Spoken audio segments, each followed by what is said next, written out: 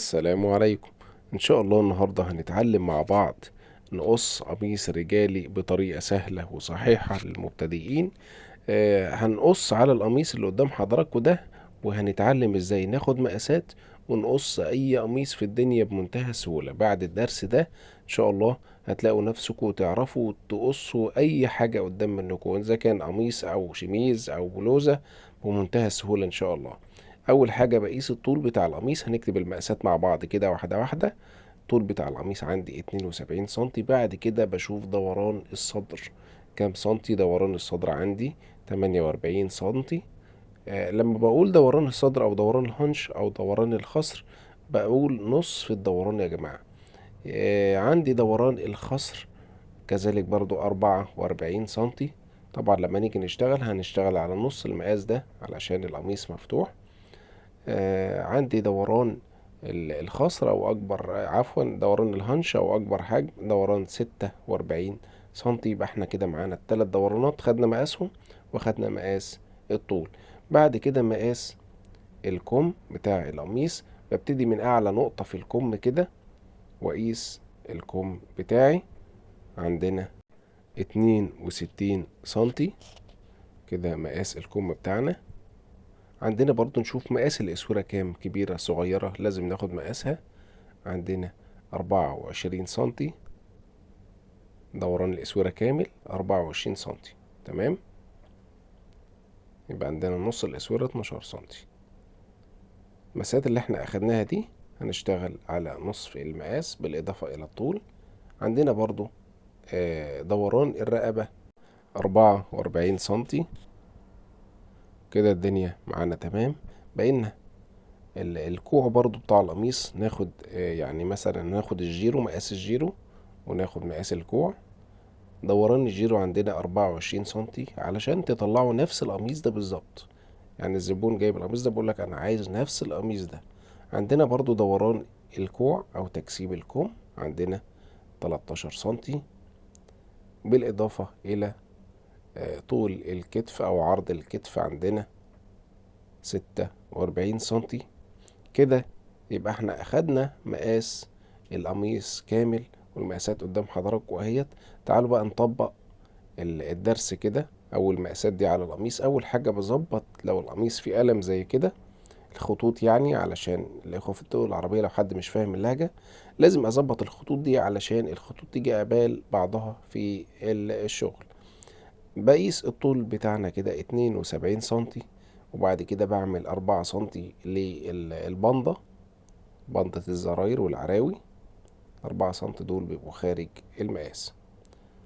بعد كده عرض الكتف عندي 46 سنتي، يبقى بشتغل على النص 23 سنتي. بعمل ميل الكتف بعمله 5 سنتي.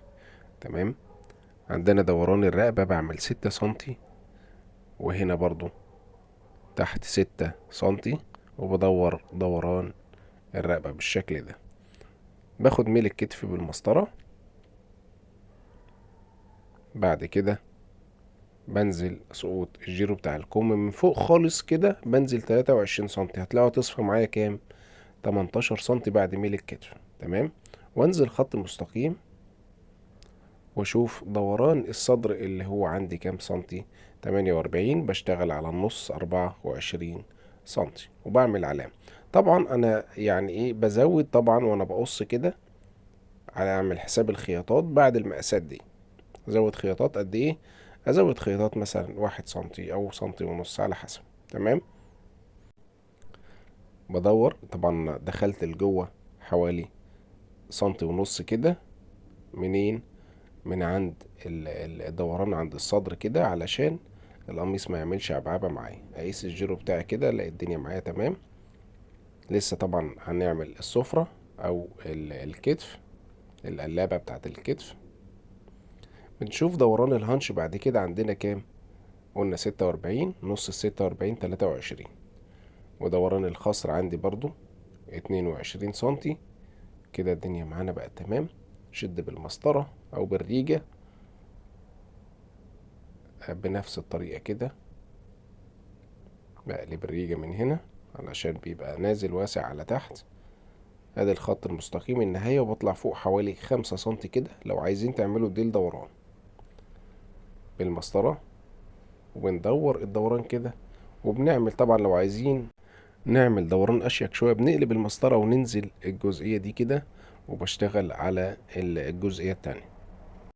تعالوا بقى نقص الصدر. وطبعا انا بسرع القصة شوية علشان وقت الفيديو ما يطولش معاكم. احنا عارفين يعني الفيديو طريقة اخذ المقاسات القميص الرجالي وطريقة قص القميص الرجالي كل ده في حوالي 12 دقيقة. فطبعا دي حاجة مميزة جدا، وبطريقة يعني كل حاجة قدام حضراتكم، الطريقة الدنيا واضحة والدنيا سهلة معاكم. وطبعا اي حاجة احنا بنقصها هنقفلها برضو معاكم، يعني بعد ما الفيديو ده يخلص هتلاقوا فيديو التقفيل او الخياطة بتاع القميص ده. فيديو خياطة القميص ده هتلاقوه صورة هتظهر كده بعد ما تشاهدوا في نهاية الفيديو ده، هتلاقوا صورة تظهر اضغطوا عليها تحولكم لتقفيل القميص ده. طبعا التقفيل هيكون مش تقفيل عادي، تكون تقفيل نضيف طبعا. وهنعمل اشكال في البندة بتاعة القميص، وهنعمل اشكال في الجيب، واشكال في السفرة برضو هنغير السفرة. ده هتلاقوا حاجات يعني حاجات مميزة جدا، انتوا نفسكم هتبقوا مبسوطين من شكل القميص جدا. هنا بنشيل حوالي سنتي ونص كده بالطريقة دي كده زي ما حضراتكم شايفين. ده الظهر. طبعا ندخل بقى في السفرة بتاعتنا. طبعا السفرة بتاعتنا بتبقى طبقتين. بظبط القلم كده، وعندي طول السفرة عندي 46، انا بزود شوية اخلي دي 48، 48 49، علشان في شوية بتزيدوا كده في السفرة هنقول لكم عليهم دلوقتي واحنا شغالين. ادي السفرة بتاعتنا عرضها 15 سنتي في طول السفرة. عندي السفرة اللي هي القطعة اللي بتركب في الكتف علشان حبايبنا في العراق والجزائر والمغرب والسعودية وجميع الدول العربية، طبعا تبقى اللهجة سهلة ليهم. عندنا طول السفرة الحقيقي بقى كام؟ 46 نص، 46 23. ميل الكتف عندي الأول دوران الرقبة بعمله 6 سنتي اهوت، نفس الدوران اللي في الصدر. وميل الكتف عندنا بنعمله 4 سنتي هنا في السفرة دي، وبالريجة ونشد خط ميل الكتف، وبطلع وازود من هنا كده على مفيش، وبنزل بشيل بصفي المقاس الطبيعي للسفرة.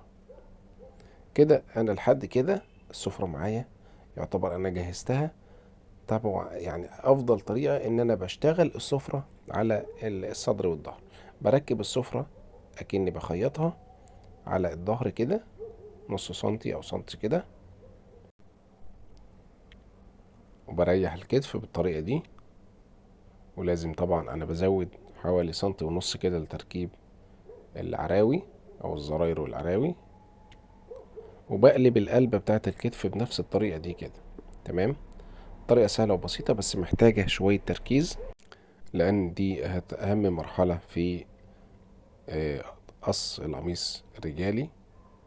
القلبة بتاعت الكتف دي هي راحة القميص كلها. بشد خط مستقيم هنا وبطلع بنفس الميل بتاع ميل الكتف ده كده في السفرة. ولسه هنعمل تعديل. لو نظرنا هنلاقي الخط كده احنا بناخده بقى خط مستقيم عدل كده. تمام. الخط الأولاني بسيبه وبشتغل على الخط التاني اللي أنا عملته، وبدور دوران الرقبة او دوران السفرة بنفس الطريقة كده، ونشوف لسه لو فيها تعديل ولا حاجة. نركب نص سنتي تركيب، ونريح الصدر ونقلب قلبة الكتف. لو في حاجة معلقة ولا حاجة بشيل الشوية دول كمان كده، بحيث تبقى القلبة مرتاحة. لازم القميص يبقى مرتاح يا جماعة كده بنفس الطريقة دي كده.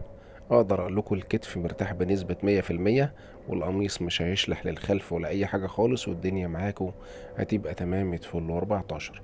ونستغل الوضع واحنا القميص بالطريقة دي كده، واخد مقاس الجيرو بتاع الكم بالمرة او حردة الابط. طلع معايا 24 سنتي بنفس الطريقة كده، علشان جير الكم يطلع معايا مظبوط زي ما هنشوف دلوقتي برضو بعد قص الكم. كل حاجة قدام حضراتكم. يعني الموضوع ان شاء الله سهل وبسيط، تشتغلوا بيه في اي شغل انتوا بتقصوا. اشتغلوا بنفس الطريقة اللي انا بشتغل بيها دي، هتلاقوا كل حاجة معاكم تمام، ومش يعني هتلاقوا حاجة صعبة عليكم خالص.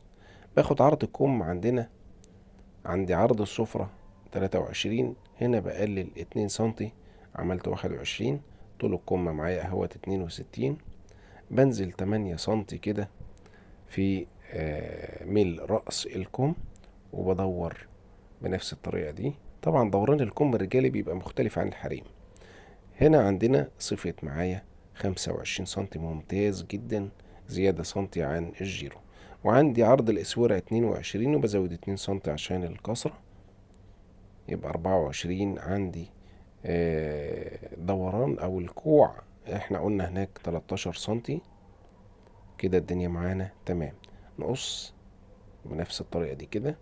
قلنا دوران الكم الرجالي بيختلف شوية عن دوران الكم الحريمي. دوران الكم الحريمي يعني انا شارح على القناة باستفاضة، وعامل كورس كامل لطريقة عمل الباترون المسطح والباترون الأساسي على القناة، وشارح الحاجات دي كلها. ممكن ترجعوا لها في على القناة كده، اضغطوا على الأيقونة بتاع القناة وادخلوا على القوائم. هنا فتحة الكم، وبقلب الناحية التانية علشان يعني ايه اصف الصدر شوية، الكم بتاع الصدر شوية بالطريقة دي طبعا. ونركز فتحة الكم الناحية التانية، وهنا التصفية بتاعة الصدر. فتحة الكم بتبقى في الظهر طبعا، وتصفية الصدر بتكون في اتجاه الصدر. تعالوا بقى نشوف شغلنا مظبوط ولا لا. بسم الله ما شاء الله، 100 فل و14. الكم ممتاز، والتركيب بتاعه ممتاز. طبعا لو لقيته بقى معاكم قماش كده، عايزين تعملوا بقى شغل عالي في القميص، طبعا هتلاقوا حاجة مختلفة خالص عن اي قميص تاني انتوا بتشوفوه. بنعمل البندة، يعني بنشيل البندة بتاعة القميص ونعمل بندة مختلفة خالص، بتكون بالورب كده. ونعمل برضو الكلام ده في الجيب، وبنعمل الكلام ده في السفرة. وهنعمل القميص ده بالمناسبة بغطيان، بجيوب غطيان. تمام. يعني شغلنا طبعا على طول بنقدم شغلنا كامل. قدمنا درس المقاسات والقص مع بعض. صورة تظهر كده دلوقتي، هتلاقوا هيظهر فيها درس الخياطة. اضغطوا عليها طبعا هتحولكم للشرح مباشرة. بتمنى ان الفيديو يكون عجبكم، ما تنسوش اللايك الجميل بتاعكم والشير. والى اللقاء في فيديو قادم، والسلام عليكم ورحمة الله.